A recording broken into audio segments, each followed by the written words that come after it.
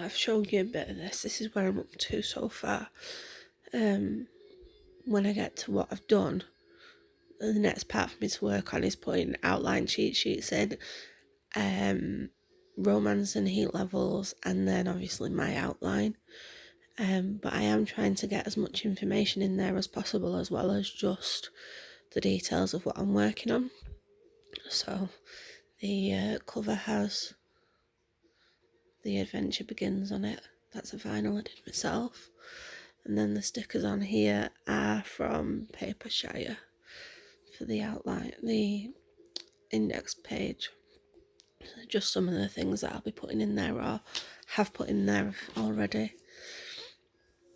These are some of the icons, symbols that I've based this on. So got the symbol for Bind, Union, Warrior, Protect and Honour. And then the Leviathan cross. Those are the main ones that are in use. Once I'd done the symbols, this scene came to mind, so I've got it wrote out there. And then information on hellhounds and hellhound specific writing prompts. And then we've got information on the pack and the pack ownership. A little bit of information on tributes to the goddesses. That still needs a few bits putting on. It's not finished. You've got Jung's archetypes and a more in-depth detail of each one. And then information on creating an antagonist and why it should be one of the first things you do. At the end of it, there's the 5 types of antagonist-driven story stakes, which is quite good information, should I say. A little bit on themes and a little bit on points of view. And then I've gone into story structure. So you've got the basic, this infograph, I suppose you can call it. It's from the Nanowrimo website.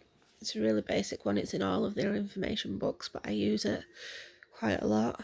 And then really basic what happens. Then on this side is the 3-act timeline.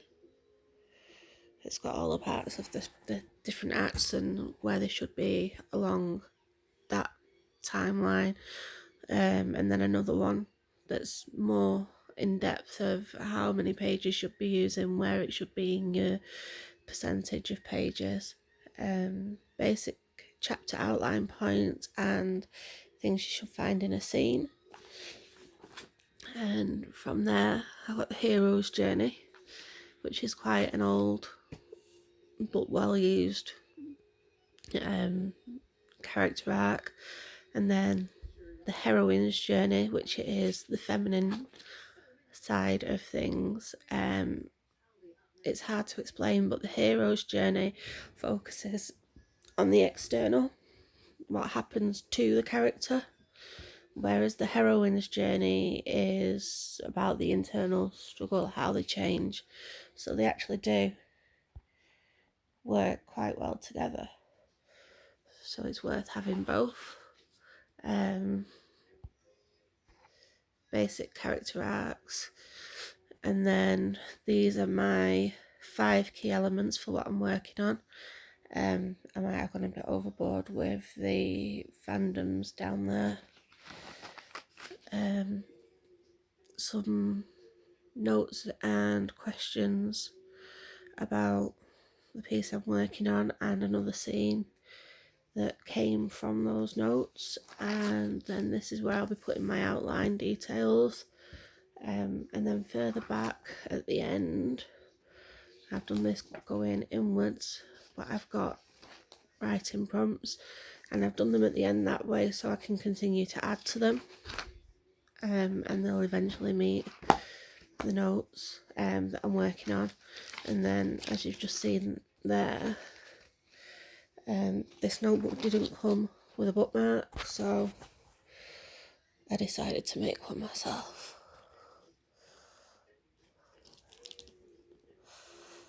just in case.